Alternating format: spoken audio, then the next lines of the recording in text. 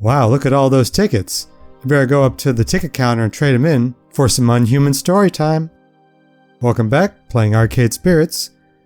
Previous episodes, we just survived a children's party, and there was a child in the employee break room who I kind of cheered up because they were feeling bad about themselves because they were the new kid in town, you know? Let's just get to it already. And off he goes. I'm not fooling myself. I know I haven't fixed all Mikey's problems. I'm no child psychologist. That was entirely me flying by the seat of my pants. But for one moment there, I was able to help someone in the same crappy situation I found myself long ago. 15 years ago. Everything changed. No more family vacations. No more arcade visits. We couldn't afford them, and they couldn't take time off work. The whole Cater family had to learn to settle. To accept the lot in life we'd been dealt. To simply go with the flow. Never hoping. Never wanting. Juniper did her best to pull me out of that mire. I only known her a few years. One of the few stable times in my life. But she knew the edge I'd been pushed to. Now, here I am. Today has been, well, bonkers. Alternately boring and hectic, surreal and way too real.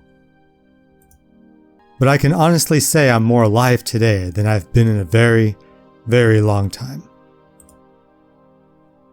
Beep beep. Beep beep, unhuman. I know she doesn't talk like that, but I don't know, I felt like she might have a little fun with it. My emotional voice analysis subroutines combined with your body language suggest you're very happy right now. Yeah, I guess I am. How did you know? I just told you, silly.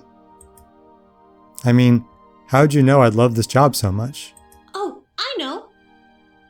Oh, that's easy. I didn't.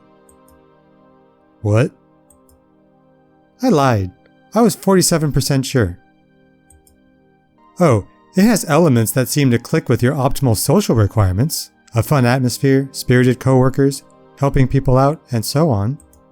Also, I cross-referenced your roommate's postings talking about how much you enjoyed arcade visits when you were a kid. Still, 47%. 99.97%. But I was 99.97% sure that if I said I was 99.97% sure, you'd be willing to give it a try. Another thing to thank Juniper for, I guess. You're a very weird little app, you know. Hooray! I try to be. Iris rules. I'm just saying.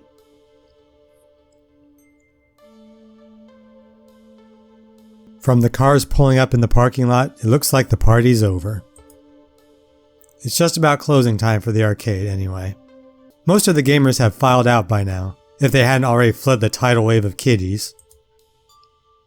My first impulse is to go bug Gavin about my paperwork, but that can wait.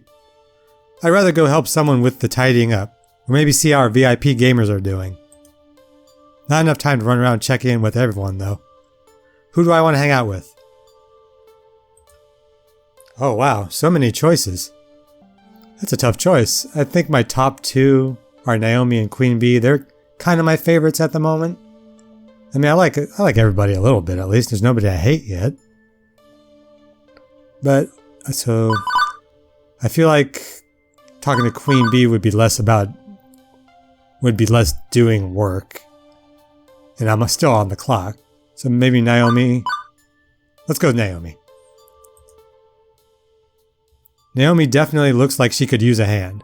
Someone's jammed bright pink bubblegum into a coin slot, and she's trying to clear the sticky mess out. How could they? How could they do this to a poor, innocent little Cubert? Hey, need a hand? Oh, thank goodness. Yeah, work on the second player slot for me. I've got swabs and stuff in my kit there. Grab what you need. So frustrating. Honestly, the nerve of those kids. No respect at all for these games.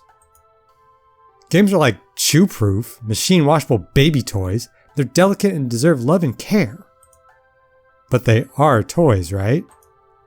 Well, yeah, I mean, of course. Just, they're also works of art.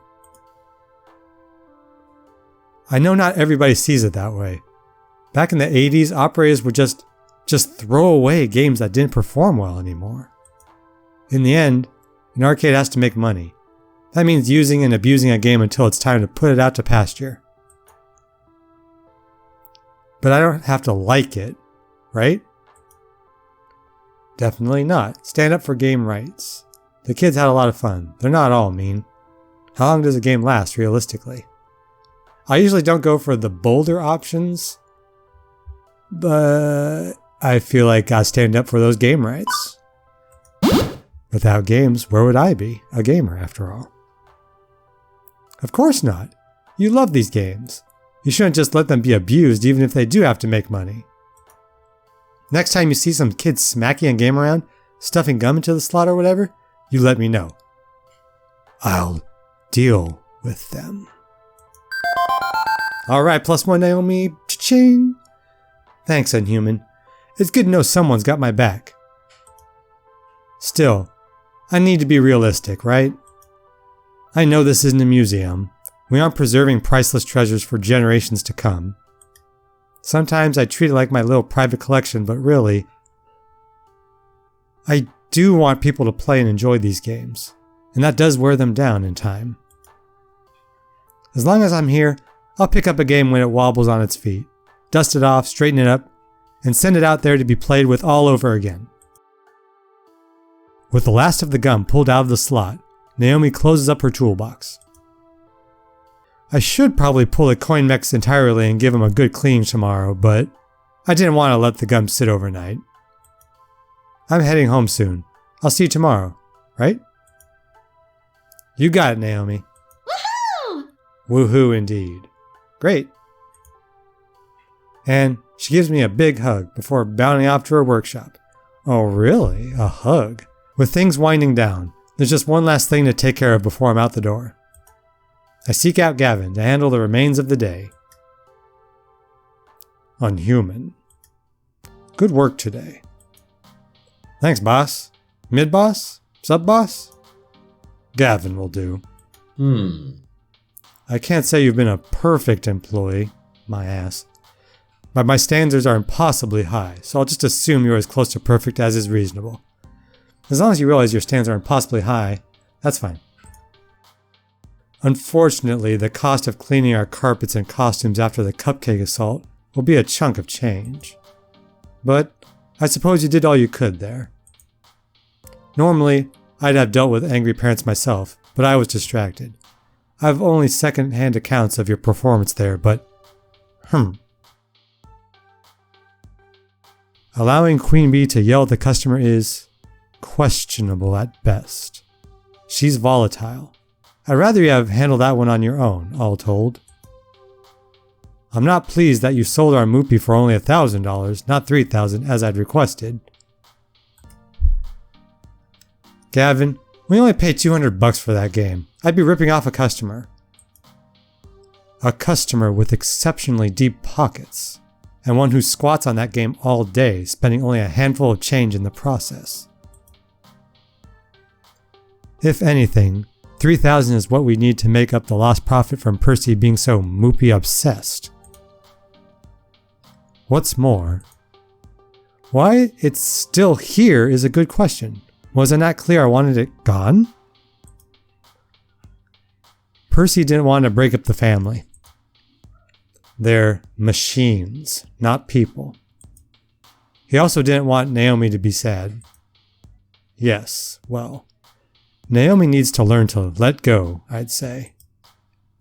Ahem. Alright, Francine, I haven't got to voice you in a little bit.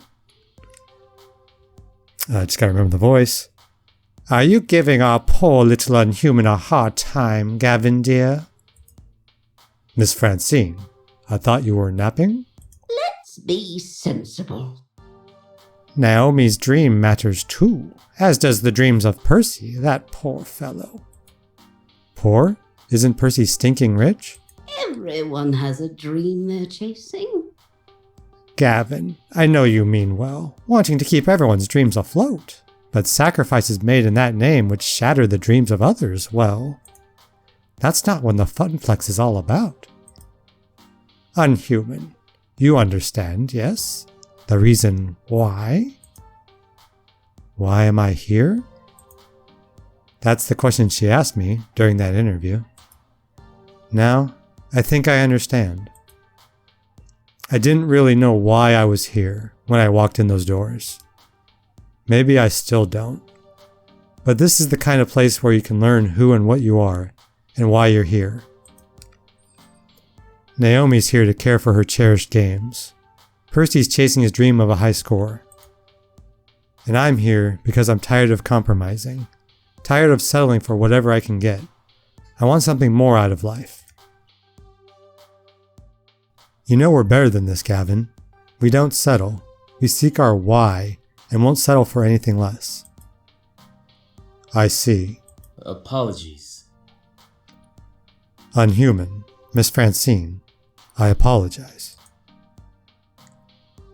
It's difficult to balance my idealism against my realism some days. But I know in my heart I need to err on the side of idealism, even if my mind screams in protest. I can assume you are still keen to work here, Unhuman? I don't even hesitate before replying. Absolutely. Gavin fetches a nearby short stack of forms. Fill these out tonight. Hand them in to me first thing in the morning. And welcome to the Funplex. Welcome to the family, I'd say. I'm sure you'll fit in just fine, Unhuman.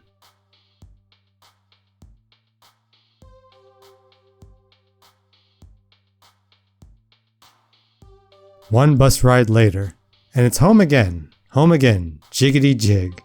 I don't know what that is. Juniper, haven't seen you since the first episode.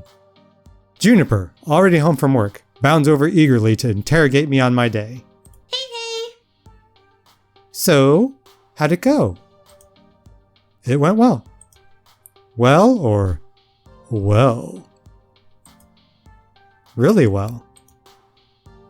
Your little app came through, despite being terrifyingly omniscient and just a little bit unnerving. You forgot to mention adorable. That's wonderful. I'm so glad to hear things worked out. And you even came home with a smile like when you were a lifeguard. Huh. I guess I am smiling. Interesting. By the way, there's just one teensy-weensy little question I have for you. Why exactly did you order a giant crate full of pizza bagels? I may not have actually ordered those, but damn it if it's not a good idea.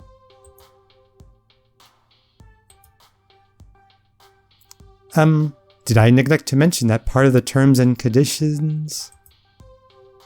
On the plus side, I know what I'm having for lunch tomorrow.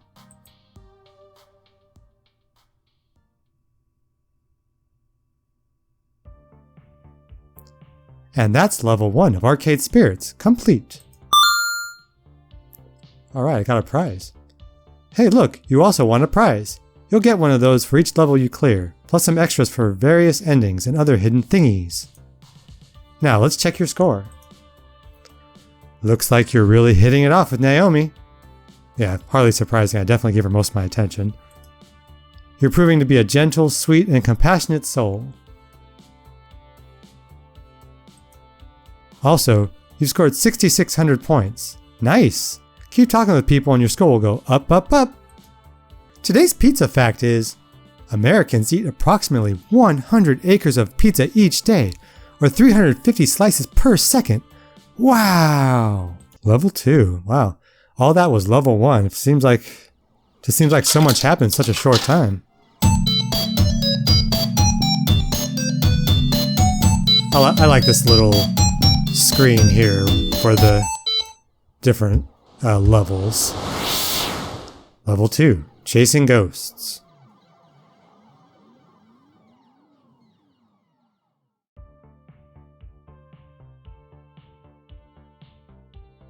It is the future year, 20... And you know what? Things are pretty okay. I've worked as a floor attendant at the Funplex for 2 weeks now. Hard work to be sure, but rewarding. In a spiritual sense at least. I've helped Naomi repair pinball games. I've had tea with Francine while she reminisced about the far out 1960s. I've evacuated gamers when the kitchen accidentally caught on fire. I've had numerous kids puking up nachos on my clothes. I've scraped gum off any number of surfaces. I've chased what turned out to be entirely too many spiders out of a single skee-ball machine. Okay, look. I know I'm not painting this as a very rosy picture so far, but honestly, I'm happy. I'm happy even amidst the chaos and the grossness. I'm happy. That's all that matters, right? Right, you're happy. This is the best I've seen you in ages, Unhuman. Before you'd come home all drained and exhausted. Now, well, you're still tired, but a good tired. My roommate, Juniper. She'd taken to stopping by during her lunch break, whenever she could get away from her office cubicle long enough to do so. It's still hard work, don't get me wrong. But overall, it's good work. I just feel good. Totally good and stuff. As for me, I feel good about stopping the episode right here. Thanks for watching. If you're in the mood for it, I would appreciate liking, subscribing, maybe sharing a video or just telling your friends, hey, there's this weird guy who plays visual novels and adventure games and such. Have a good one. Bye.